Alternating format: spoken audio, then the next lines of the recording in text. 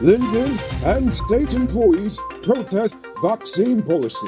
Ranger to take short break from politics. Border market vendors complain of frequent robberies.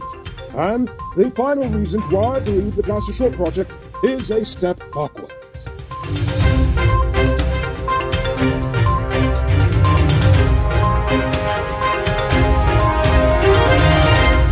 I am Rico Bulford, and welcome to tonight's edition of Uncut News. This morning, employees of the Child Care Protection Agency protested the vaccination or regular testing requirement. The agency told employees yesterday that the unvaccinated staffers would be locked out of the compound this morning. However, instead of locking out the unvaccinated, all of the employees opted to stand outside in a show of solidarity. The workers said they do not feel comfortable with disclosing their health situation to the agency, whether they are vaccinated or not.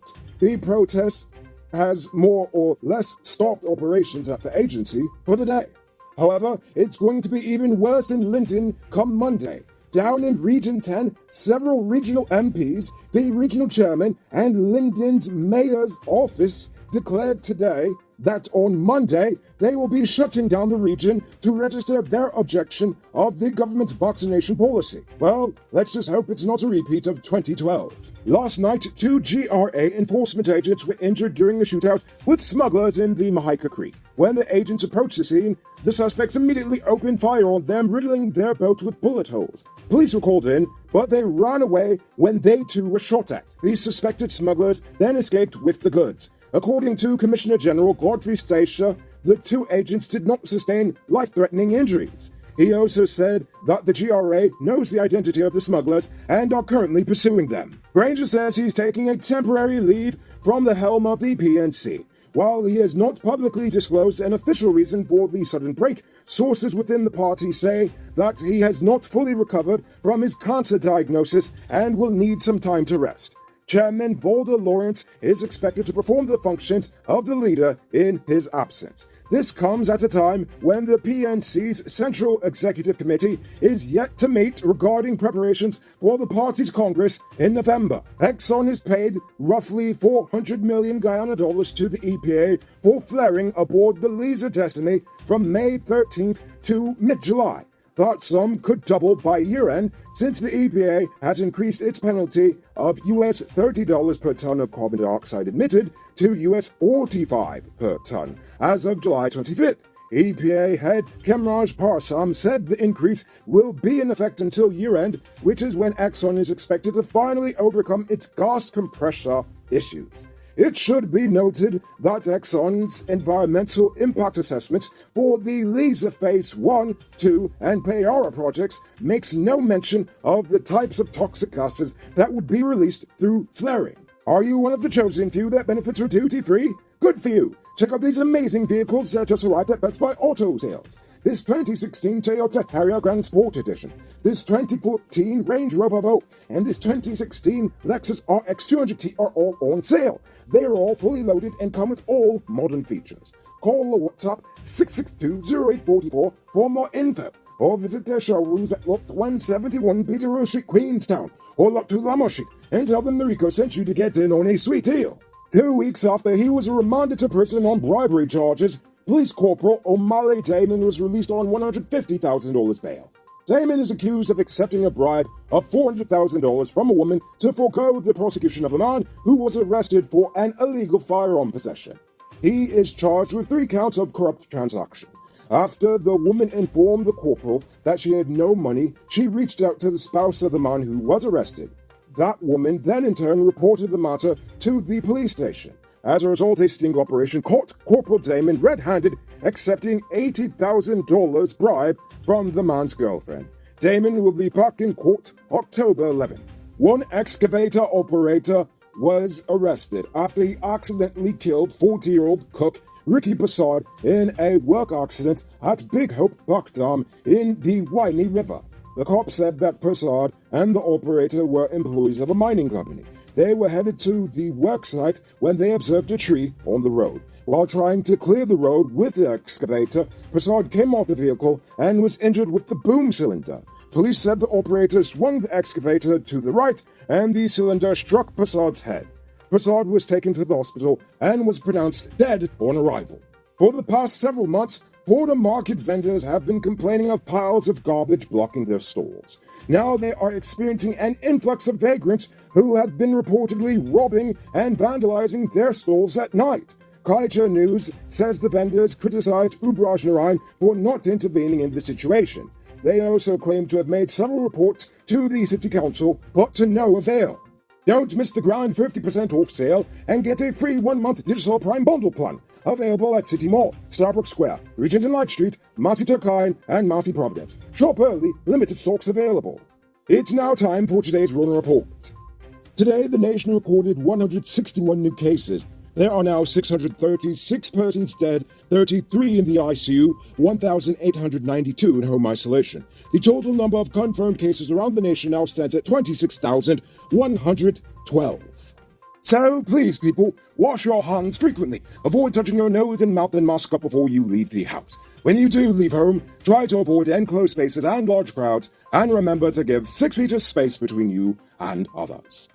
Yesterday, Kanu arrested one person following the discovery of 152 pounds of local and foreign cannabis hidden in 3 barrels. The drugs were found at a home on Norton Street in Georgetown. Kanu in a statement said a search was conducted in the upper flat of the building where the drugs are located. And now for our stupid news of the day. You know what I think is stupid? When you really look at the whole concept of the Gas to Shore project, it is probably one of the most backwards ideas the government has conceived for the country. For one, it's incompatible with the general direction of where the world is moving. If everyone agrees that we are currently just years away from a climate catastrophe, why on earth would we add fuel to the fire by going knee-deep into the natural gas industry? It's already bad enough in the oil industry, so now we're also going to go into natural gas. I mean, come on, it's inefficient, it's unnecessary, and incompatible with our image as an ecotourism destination. We are blessed with an abundance of energy in the form of sun, water, and wind. To neglect these in favor of fossil fuel power is the equivalent of buying milk when you own a herd of cows. Just grab a cow and squeeze, am I right? I know I previously alluded to the direct pollution the project would cause.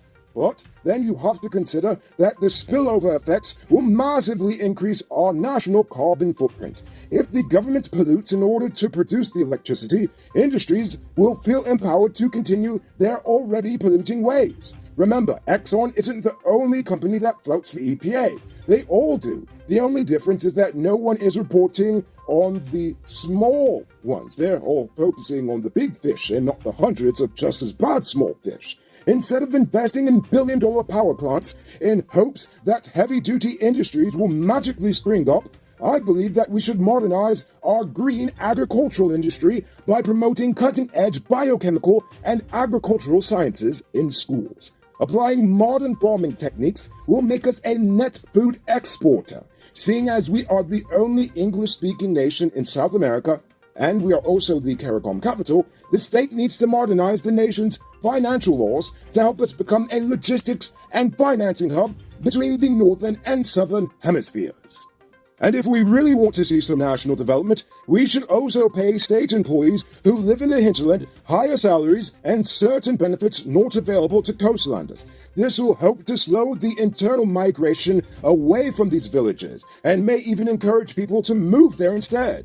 We don't need to reinvent the wheel. These are proven methods of national development that has worked in other countries, including our neighbors. I could go, on and on, but after about a week of me stating my case, I think you would agree that there are far better investments for the nation than a billion-dollar white elephant. Moving on to our Uncut News Views poll question of the day. Every day we pose a question about current events in Guyana, the region, the diaspora, and how you feel it relates to us. So you give your responses in the comment, and we'll read the best ones in the following episode. Yesterday's question was, domestic violence is on the rise, and past methods have apparently failed to cease this scourge on society. What should the government do to adequately address it? Joshua Jagmahan says, well, in order to stop domestic violence, they should teach men that they have rights too.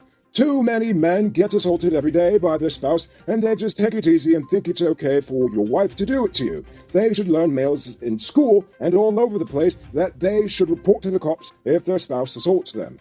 I agree. Instead of saying don't hit women, how about we remember the lesson we were taught in kindergarten and just keep your hands to yourself whether you're a man or woman? Jay Jairam says, nothing can really stop domestic violence. It happens when people are unhappy with each other. Sure, they can end it. It's called a divorce. Ha-ha! In some cultures, it was actually the family that decided that the couple needs to part ways. And finally, Cass A gives us a thought on domestic violence from a personal perspective. So, give a pause and, read it back. So for tonight's question, after a week of me talking about it, I want to know how you feel about the Gas to Shore project.